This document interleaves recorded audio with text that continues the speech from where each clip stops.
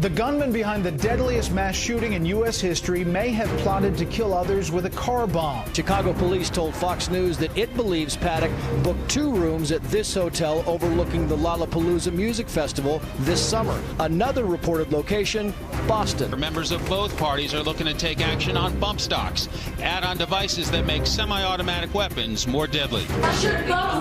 We'll be looking into that over the next short period of time. That's what we want to prevent. For someone to be able to fire 400, 500, 800 rounds per minute. The NRA, they came out and said those products should be subject to regulation. The other side has been so outright trying to politicize this tragedy that we did feel the need to speak out in this whole bump stock issue. A heartwarming moment between President Trump and a shooting victim that is now going viral. The President of the United States comes in this room, no matter who the president is, you stand up and you shake their hand and show them the respect that they deserve. It is 6 o'clock here in New York City. It is 3 o'clock in Las Vegas, and we start with a Fox News alert. The FBI tracking down and combing through a car belonging to the Las Vegas gunman days after he killed 58 people in cold blood. The SUV could contain critical information about his motive. Wow, Jillian Milley's been working this story nonstop. She is in Las Vegas. She's live right now. Hey, Jillian. Good morning, guys. You know, there are still so many questions that remain at this point. Of course, the biggest one is, why did Stephen Paddock do this? We don't know the answer to that just yet. We are getting more reports right now, including that his hotel room at the Mandalay Bay was possibly comped. We're also hearing reports that he was seen in the days leading up to the shooting with another woman. Who is she? We still don't know that at this point. But here's what we do know. New information has come out in the last few days, including that the fact that he booked a hotel room in Chicago at Chicago's Blackstone Hotel. Now, this hotel overlooks the Lollapalooza Festival, a huge music festival in Chicago. Tens of thousands of people from all around the world travel for this music festival. Now, we also know that he never showed up for that reservation. We have learned, and we learned this yesterday, that he was researching hotels near Fenway in Boston. At this point, we don't believe he actually booked hotel rooms there, but that information, again, still coming out at this hour. We also know that he booked another hotel, rooms at another hotel here in Las Vegas when the Life is Beautiful music festival was going on. So, look, there's a lot of questions revolving around those scenarios, like, was this his main target here in Las Vegas? Was he targeting other music festivals and he wasn't able to get the shooting done that he wanted to do? So, listen, this information is still coming out. A lot of questions there. New information that we have about his vehicles. Police were able to find his Hyundai Tucson. That's the vehicle they were looking for in the hours after the shooting happened. We are told that they found that vehicle at a home he owns in Reno. Now, we're also told that police have new information regarding the car that was found at the Mandalay Bay. Inside that vehicle, we're told 1,600 rounds of ammunition. We're told ammonium nitrate, 50 pounds of tannerite as well. So, was he planning to use that car as an explosive? Again, more questions that we still don't know the answers to, but I want to let you hear from one expert about what he thinks. He's got explosives in the car. He's got ammunition in the car. So was he trying to make a improvised vehicle explosive device? If he were to escape, did he get in there and want to drive it and penetrate into either a building or another crowd, set that off? And was this a suicide pact at the end of the game and a blaze of glory, suicide by cop? Is that what he wanted to do? There's so many inconsistencies that continue to emerge. Now this, as there was a memorial service that was held last night, an emotional night for Charleston Hartfield, the off-duty Las Vegas police officer who was killed in the shooting. He leaves behind a son and a daughter. Really emotional for those who worked with him, those who knew him. But guys, the thing right here this morning is I think a lot of people are starting to get a little bit frustrated, the fact that this is taking so long to find out why.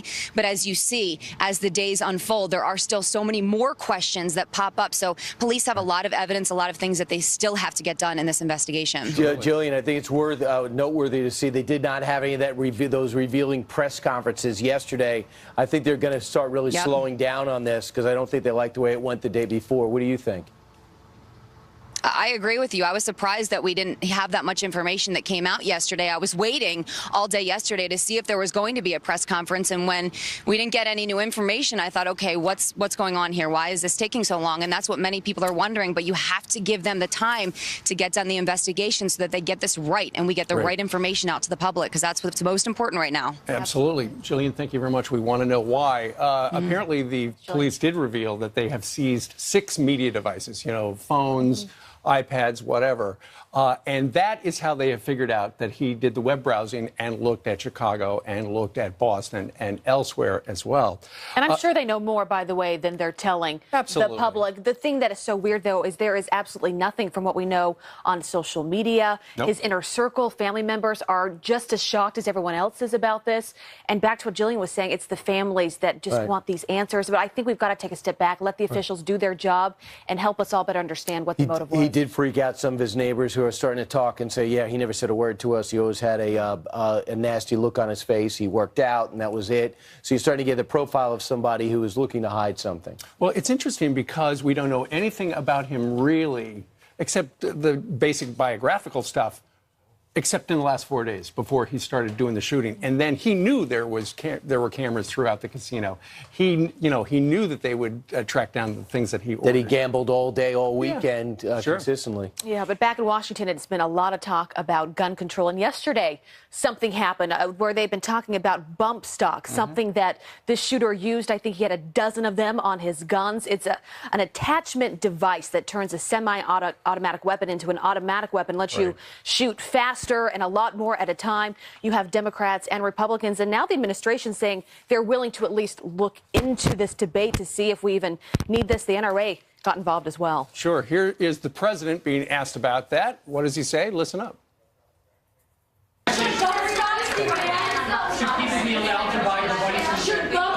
We'll be looking into that over the next short period of time. Now, keep in mind, these bump stocks, which were devised and started to be sold, I think, in 2010, they were okayed by the Obama administration. The idea was to make it easier for disabled people to be able to shoot. Well, of course, the number one supporter of hunting and gun rights, the NRA, they have actually come out, and what they're now saying is essentially tighter regulation, but not a ban. And some people said, oh, they're calling for a ban. The NRA, can you believe it? Wayne LaPierre was on with Hannity last night and clarified the NRA on these particular devices. The other side, on the other hand, has been so outright trying to politicize this tragedy that we did feel the need to speak out today on this whole bump stock issue. What the NRA has said is we ought to take a look at that, see if it's in compliance with federal law, and it's worthy of additional regulation. That being said, we didn't say ban, we didn't say confiscate. San Bernardino, where California has every gun law you can imagine on the books, that wouldn't have happened. In Paris, where they have complete gun bans, that wouldn't have happened. Brussels, all over the world where the people are disarmed, these monsters, these bad guys go about their business. They could care less what laws are on the books. In the heart of the American public all over this country, they see these monsters, and they don't want to be alone out there. They want to be able to protect themselves. Yeah, I mean, you know, if you have a lot of money and you're concerned about your safety, you got big armed guards around you and, you know, retired Navy SEALs guarding you. But for everybody else, they want to have that option. But in terms of these devices, it's remarkable that you do have Republicans and Democrats saying, let's examine this. Guys like Paul Ryan, who hunt for a hobby, say, you know, I didn't know anything about it. Right. That's very honest, very candid. Nobody had ever heard of him. Yeah, and no one's Did you guys know about it? I mean, I was reading up about it yesterday because this was the first I'd heard about it. Yeah, right. Keep in mind, I'm not a gun guy. It is against the law to have an automatic weapon, a fully automatic weapon. Essentially, what this does turns it into that. It does. And so there should be, according to the NRA and so many other people, there should be tighter regulation. We're going to talk to NRA spokeswoman Dana Loesch about just this in the 8 o'clock hour right here on Fox and Friends. When you were walking around the halls up until about a year ago, you would see Bret Stephens a lot. He came on the radio show all the time. In this building. In this building. He worked for the Wall Street Journal. Now he's working for the New York Times as their conservative columnist. And I was stunned to see what he wrote about yesterday regarding the Second Amendment. Keep in mind, conservative columnist. Right. Here's what he said. He said, repealing the amendment may seem like political mission impossible today, but in the era of same-sex marriage, it's worth recalling that most great causes begin as improbable ones. Gun ownership should never be outlawed, just as it isn't outlawed in Britain or Australia. But it doesn't need a blanket constitutional protection either. Yeah, so he's calling for a repeal of the Second Amendment. What do you think about that? Let us know. Friends at FoxNews.com. You can tweet us or also Facebook. Meanwhile, the President of the United States was dining with military leaders and their spouses last night in the state dining room. And the people in the press room were just sitting around because they didn't know that they would be called in. And because the president said, hey, come on in and take a picture. We just had dinner. And they didn't know what was going to happen. And then the president, and this is a little cagey on his part, what was he talking about when he said this? You guys know what this represents? Well, it's the calm before the storm. What's the storm? Could be the calm before the storm. What storm is We the have the president? world's great military people in this room. I will tell you that. And we're going to have a great evening. Thank you all for coming. Thank you. What storm, Mr. President? You'll find out. This is so classic President Trump. First of all, as you said, the media sitting in their room, and he's always just come on in, take a picture. Come on, I want you here. And he's in his comfort zone around these military officials and these generals. And who knows? They talked about everything from North Korea to Iran to ISIS, you name it. But leaving them with that, saying it is the calm before the storm. Now they're wondering, what is he referring to? Could that be North Korea? Could it be this Iran deal that I think that's up October 15th? Could it be something they're dealing with ISIS? We don't know. Or North Korea. I mean, that hasn't gone away just because it hasn't been in the headlines because of the natural disasters and the vicious shooting in Las Vegas. I also think it's important to bring up that, you know, he's constantly, every day, he gets briefed about different challenges for America, and he is definitely on the front foot now around the world. Right. And sadly, a lot of times the results and the casualties, and we'll talk about this in about 15 minutes, that we had 3 Green Berets killed the other day. So we're constantly in battle, constantly going after terrorists. But for him to throw that out, I'm watching every channel this morning as I walked in. They're all speculating on what he meant by that. Well, you know what? Here's what I would say. You look at that group of generals that he's surrounded by. Whenever people criticize his foreign policy or how he thinks the president, you've got to look at the people that he has put in these positions. Right. From General John Kelly, Chief of Staff, to James Mattis, to Rex Tillerson. I mean, these are the best in the business. People that have been H.R. McMaster, who have been on the front lines, who understands the real threats that we face. But here's the thing. Before dinner, he called the press in and he said, okay, we're going to talk about North Korea and Iran. Then the press went back to the press room. Then he calls them out. Hey, take a picture. And then it's like, it's the calm before the storm. What are you talking about? You'll find out. Also, he said that there's been tremendous progress made with ISIS. I guess the media is going to be finding out about that over the next short period of time. So ISIS, North Korea, and Iran. Blew him out of a major city in Iraq. Meanwhile, 12 minutes after the hour. Yeah, coming up, I talked to my dad and new ambassador to Russia, John Huntsman. Let's start with the question you get all the time. Why do you want to do this? His answer, plus the topic that got both my dad and me pretty emotional. That is awesome. And Democrats and their allies in the media claim they have the solutions to stop mass shootings like the one we just saw in Vegas. But do they? We break down their ideas and see if they would actually have worked here.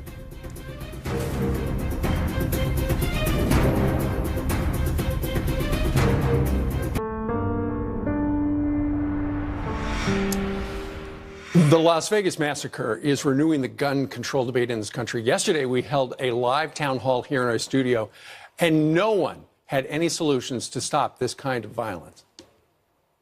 Can I see the hands? Does anybody know of one gun law they could write that would have prevented what happened on Sunday night? Okay, we're going to end it right there then. And we did. So does anyone have any solutions? Here to discuss is the author of the forthcoming book, First Freedom, A Ride Through America's Enduring History with the Gun from the Revolution to Today, David Harsanyi. He's also a senior editor at The Federalist. David, good morning to you. Good morning. Okay. It is puzzling. We had all these experts in yesterday. Nobody had a good idea. However, the New York Times was helping people out. They had a headline yesterday, Preventing Mass Shooting Like the Vegas Strip Attack. And Nicholas Kristof wrote this. When Australia suffered a mass shooting in 1996, the country united behind tougher laws on firearms. The result is that the gun homicide rate was almost halved. America's gun homicide rate is now 20 times Australia's. How many times over the last couple of days have you heard about Australia, and what do you have to say about what they're doing down there? Well, first of all, you know, you hear it all the time, but it's not a feasible solution because it's essentially confiscation, and we have a Second Amendment here, and there's no way around that for people who'd like to get around it. Secondly, what they never mention is that during the same time from the mid-90s until maybe a year or two ago, there was a huge drop in crime here as well. except we had a spike in gun ownership. So obviously there's no correlation, or at least there doesn't seem to be any correlation between ownership and between guns. As far as the murder rate, we do have a higher murder rate. We had one before, and I think there are a lot of other societal reasons for that. Well, I tell you what, David, in the Christoph article, there were a number of suggestions. One of them was universal background checks. What do you think about those? Well, a lot of people I notice don't think we have any background checks who don't know about guns. The vast majority of people who buy guns have go through a background check. But moreover, of all these mass shootings, almost every person has passed a background check, probably in this case as well. And when they don't, they simply just break the law. Like Adam Lanza, who just stole the gun. So I'm not sure that that's good. I mean, you might think that's a good idea, but it's not going to stop or prevent mass shootings. Right. What about limiting the number of guns a person could buy in a year or over their lifetime or whatever? Most of these attacks are pretty meticulously planned, so people can, I mean, I don't know what arbitrary number folks think is going to help with that. And it's like, it's sort of like limiting the size of your soda, as if you can't go and wait and just get another one later. You know, people have, and moreover, there are tons of guns out there already. I'm not sure that does anything And either. real quickly, David, what about bump stocks? Well, obviously, I think people are circumventing the law quite often with bump stocks. I'm not sure that banning them is going to really make as much of a difference as people think, because there are ways around it that aren't bump stocks, you know, for gun owners. All right, interesting stuff. David Harsanyi, we thank you very much for joining us today from our nation's capital. Thanks for having me. Thank you, sir. All right, coming up on this Friday, Abby sits down with the new, I need a glass of water, with the new ambassador to Russia, her dad, Jon Huntsman, in an exclusive interview coming up. All right. Let's start with the question you get all the time. Why do you want to do this?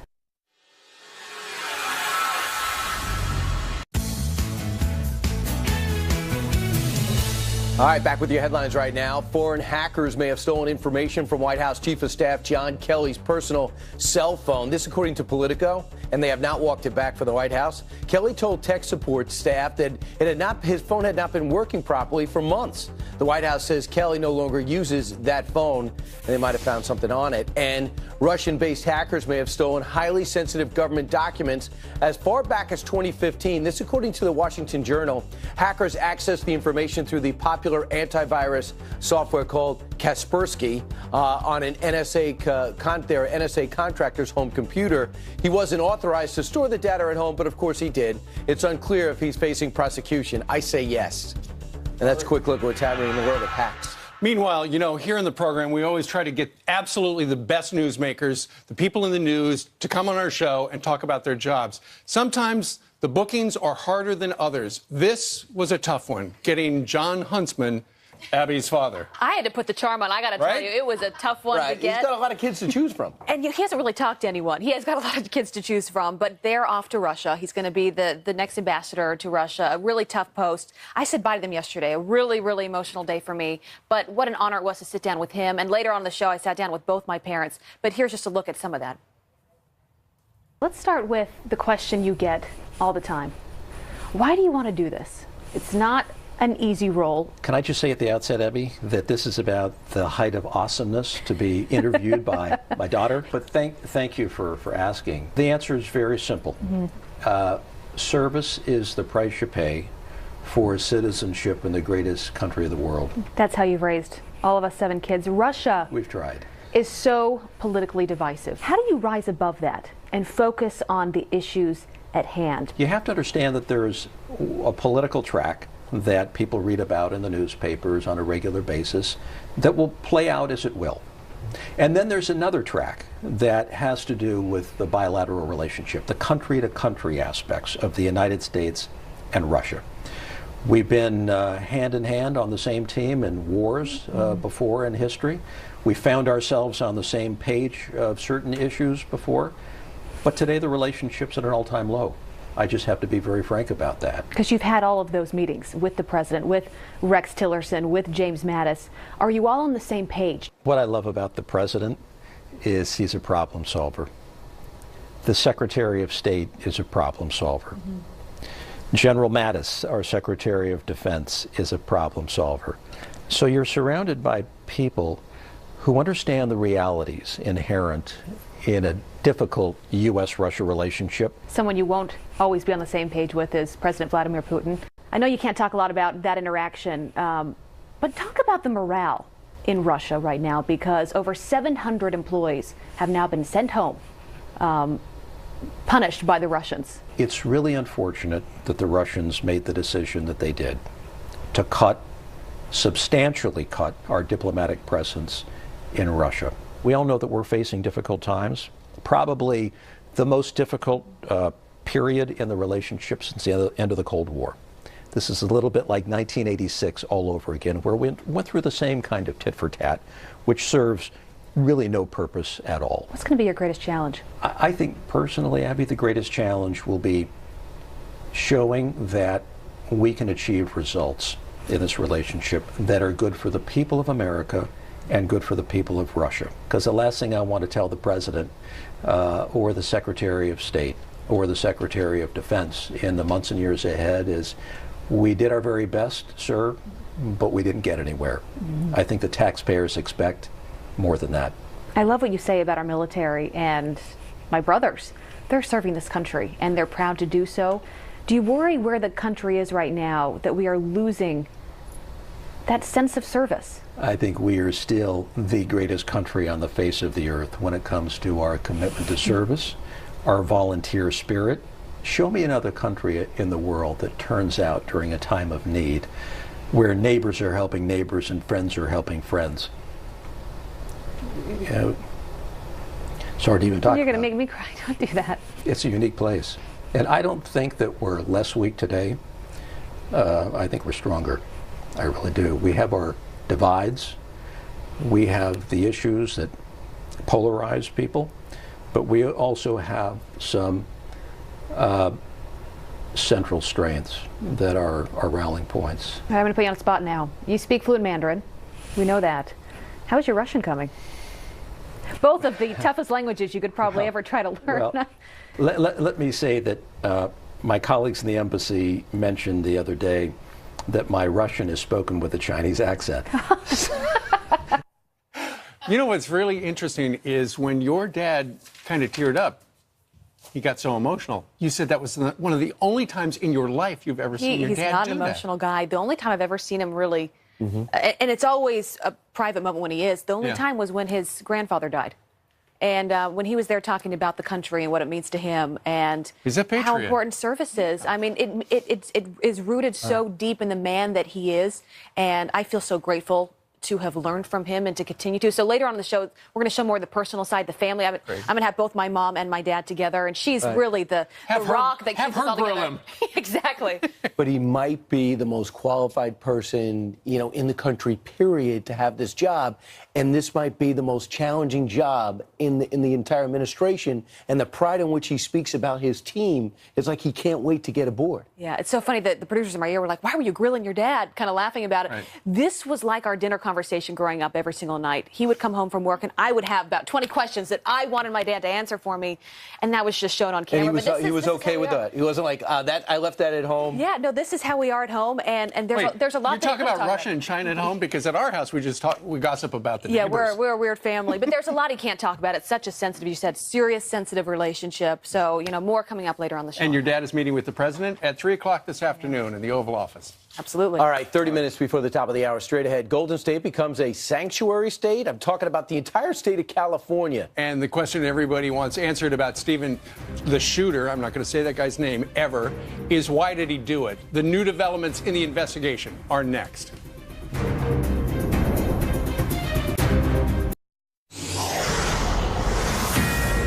And we are back with the Fox News Alert. Major new developments in the Las Vegas massacre. Police now finding a Hyundai Tucson belonging to Stephen Paddock, revealing that he may have scouted other potential targets in Chicago and in Boston. Remember all the explosives he had in the car we did know about. Paddock booked rooms at Chicago's Blackstone Hotel in August, the same dates as the Lollapalooza Festival right across the street. But Paddock never checked in. His phone also shows a Google search of hotels around Fenway Park, but no evidence shows that he traveled actually to Boston.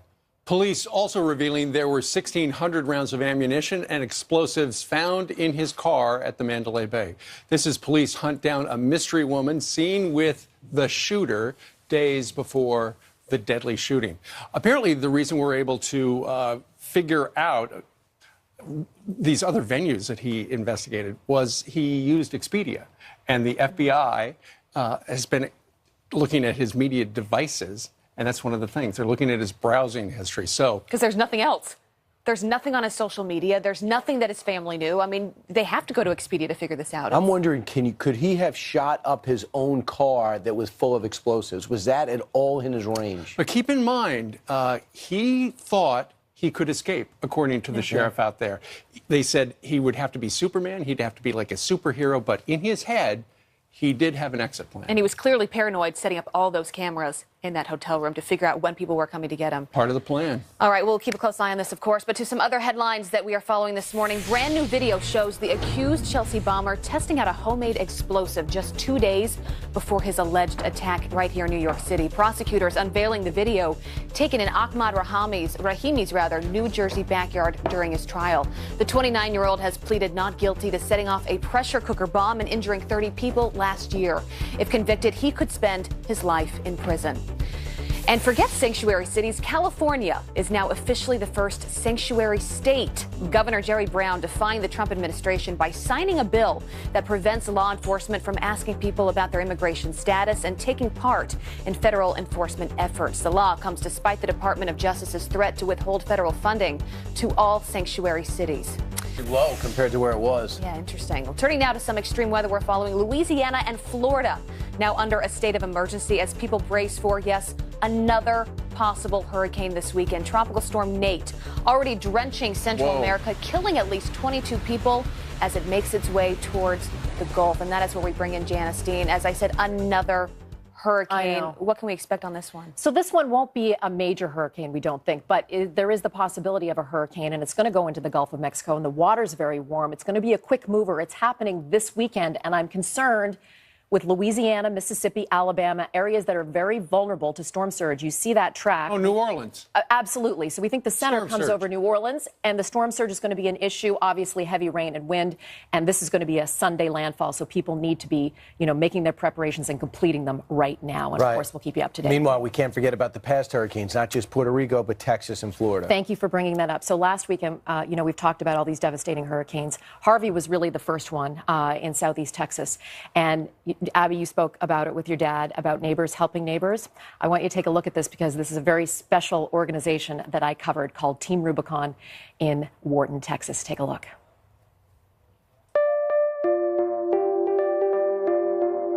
Hurricane Harvey made landfall August 25th along the Texas coast. The storm brought unprecedented rain, damaged over 100,000 homes, and took dozens of lives. In times of disaster, we rely on the helpers, people who donate time and resources to lend a hand. Team Rubicon is made up of those helpers, led by a Marine veteran, Jake Wood. I organized a team with a couple of friends to go down to Port-au-Prince, and we quickly realized while we were down there, helping the victims of that earthquake, that the skills we learned in the military could, we could repurpose these to help people in these times of need. And so we came back and we incorporated as Team Rubicon, and we've been trying to build the best disaster response organization possible ever since. There's nothing more American than getting out and helping your fellow neighbors. So let's get out there and do it. So I went to Wharton, Texas, one of the hardest hit areas southwest of Houston. I met up with Team Rubicon as they cleaned up a local community center, one of the many neighborhoods where these volunteers have come out to help.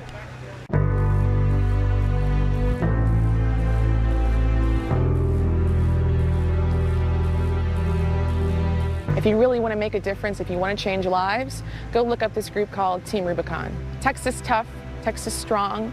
It's about knowing who your neighbors are well before a disaster, so that when disaster strikes, you know who in your community may need your help the most. Maybe they're disabled, maybe they've got limited mobility, maybe they just need a helping hand to get back on track. It's humbling.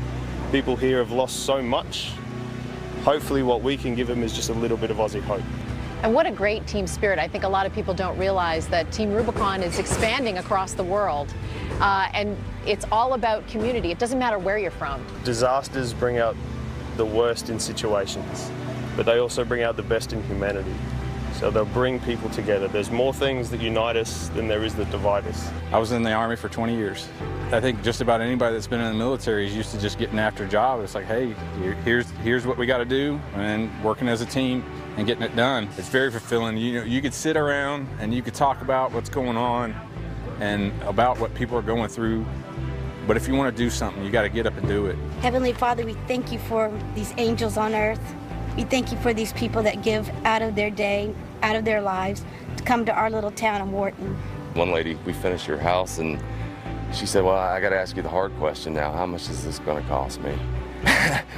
We're like, man, we're all volunteers. This is free. And she cried, and she broke down to her knees, and it was a special moment. I am in love with all the teams. You know, it makes my heart feel great that people from all over the world, you know, think about others that's in need. And, you know, when you have a servant heart, that means everything. Can I give you a hug?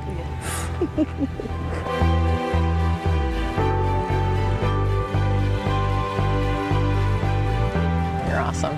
You're awesome. You're awesome. Thanks. You went to Texas and did a lot of hugging. This team inspired me so much. I want to do as much as I can to donate to them. And so with my Freddie sales, my latest book, Freddie the Frogcaster and the Flash Flood, I'm donating $15,000 for the sales of Freddie to Team Rubicon.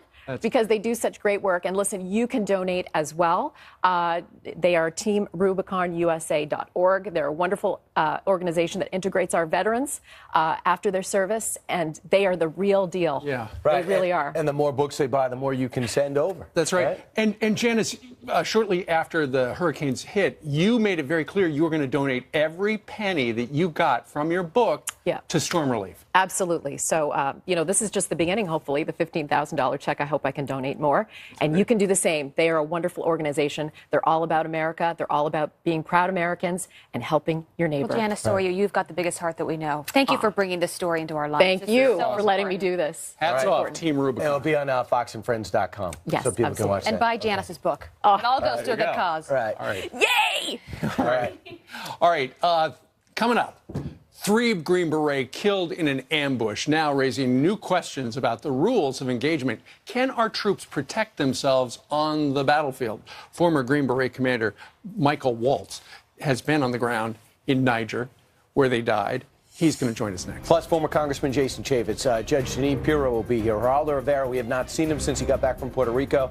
I cannot wait to get his perspective on the president and the one-on-one he had, and Dana Lash, all joining us in this show.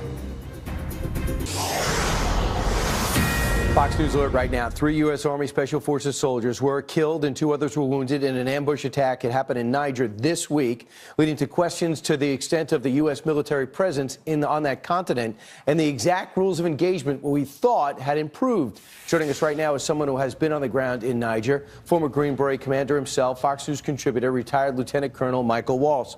Michael, it was easy to get lost after the carnage from Las Vegas and other things going on here domestically in what happened in Africa. Maybe you can put it in perspective. First off, the rules of engagement, have they changed?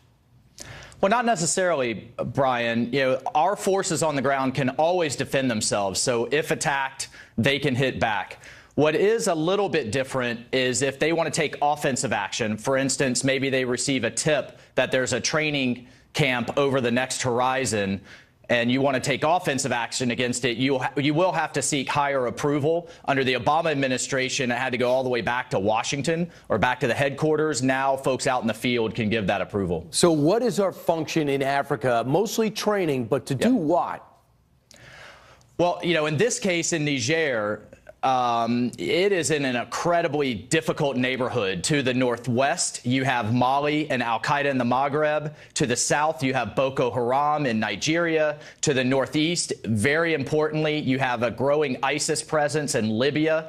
You know, Libya completely fell apart after we overthrew the Gaddafi regime, but then the Obama administration really didn't do anything to help rebuild it. So, you know, we're working with our Nigerian allies. We're working with their army. these special forces are not the types that are necessarily flying around kicking in doors, but they are embedded with the local military and the local militias to train them and to help them to eventually be able to defend themselves. But, you know, it looks like, Colonel, from the outside perspective, that someone tipped off the attackers about the American presence, wouldn't you think? It looks like it. My understanding is they were going out to meet some of the tribal elders, and then they were hit on their way back, and they were ambushed. And again, these guys, it's not like Iraq. These are Green Berets. They're not riding around in armored vehicles with, you know, a lot of air support overhead. They're in pickup trucks. They're in the same types of vehicles as their partner forces, and they're lightly armed. And, Brian, I think it's worth reminding folks that we're in 70 to 80 countries around the world every day as we speak doing these types of missions because the long war is helping our allies fight for themselves. But, Colonel, this is what the president's been saying. We're trying to suppress the terror, the growing terror threat, because they're coming into the West and blowing themselves up and creating havoc. But we're doing the fighting and blocking for Europe. They could provide some special forces. I know France has been active, but what about everybody else? Well, I agree with you, and that's been the president's message to NATO, is you have to get into this counterterrorism fight. The French have been very active next door in Mali. They're also active in Niger because there's a lot of French uranium that powers their electrical grid that comes out of Niger. But big picture, as we squeeze in Iraq and in Syria, they're moving into Africa, into Afghanistan, into the Philippines. Brian, we're in a global war against Islamic extremism, and the president's right. Our allies need to step up. All right, Colonel, thanks so much. We do not want to forget those continuing to fight in the shadows, not getting any credit, and we only see the story pop up, sadly, after casualties so often. 70 to 80 countries every day as we speak. Colonel, thanks so much.